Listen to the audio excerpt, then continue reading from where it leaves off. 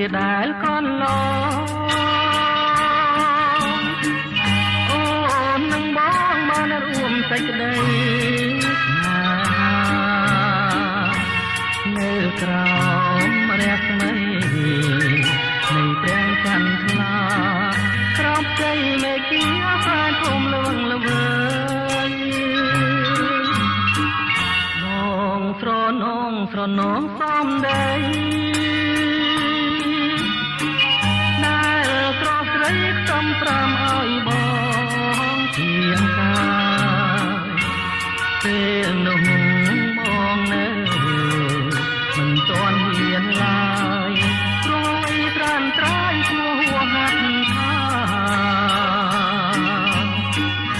ស្នេហ៍ដែលមិនស្មាននឹងបានរួមក្តីស្នេហ៍